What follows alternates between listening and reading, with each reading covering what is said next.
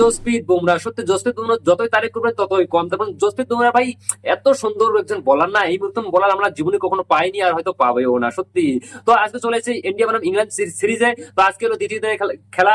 তো ইংল্যান্ড আগে ব্যাট করে 287 রান করেছে, 102 ওভার খেলেছে। এখন টিম ইন্ডিয়া জবাবে ব্যাট করতেছে, জবাব ব্যাট করছে 145 রানে 3 উইকেট আমাদের অলরেডি চলে গিয়েছে। ভাই আমি জানি না, চলো আগে একটু বোলিং নিয়ে ডিসকাস করে দিই, তারপর ব্যাটিং নিয়ে, আজকের ব্যাটিং নিয়ে আসতেছে। 145 রানে অলরেডি আমাদের 3 উইকেট চলে গিয়েছে। তো বোলিং নিয়ে ডিসকাস করতে জসপ্রীত বুমরা এই ম্যাচের মধ্যে 5 উইকেট পেয়েছে। আকাশদীপ কোনো উইকেট পায়নি। মোহাম্মদ সিরাজ কিন্তু বল করতে গেছিল, শেষের দিকে 2টা উইকেট পেয়েছে। নীতিশ কুমার রেড্ডি ওই যা শুরু করতে 2টা উইকেট পেয়েছে, আর পায়নি। রবীন্দ্র জাদেজা 1টা উইকেট, ওয়াশিংটন সুন্দর 0।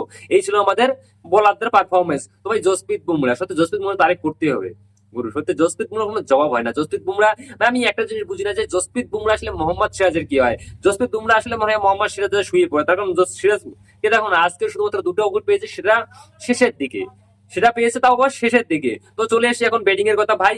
ব্যাটিং এর কথা, এসএসসি জয়সওয়াল ওই যে সেঞ্চুরি মারলো, সেঞ্চুরি মারার পর থেকে এসএসসি জয়সওয়ালের জন্য ব্যাট খামোশ হয়ে গিয়েছে। ভাই কে রাহুল এখন 112 বলে 53 রানে খেলতেছে, নট আউট রয়েছে। করুণ নায়ার, ভাই আমি করুণ নায়ার সত্যি গুরু তোমাকে প্রণাম। তার কারণ করুণ নায়ার যে জানি না কোন জড়িবুটি বিসিসি এবং গৌতম গম্ভীরকে খাওয়াইছে, যে করুণ নায়ারকে বারবার চান্স দেওয়া হচ্ছে সাই সুদর্শনকে বসিয়ে রেখে। তাও আবার করুণ নায়ার পারফরমেন্স যদি আমরা দেখি তো ভাই ওই যে 10, 20, 30, 40, আজকেও 40 রান করে করুণ নায়ার প্যাকেট।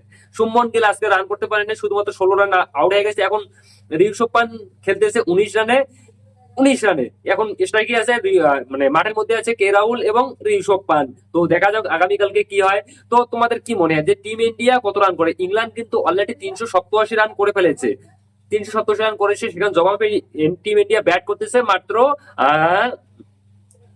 145 রানে 3 উইকেট। তো তোমাদের কি মনে হয় যে টিম ইন্ডিয়া কত রান পর্যন্ত করতে পারে, আর টিম ইংল্যান্ড কি লিডে থাকবে?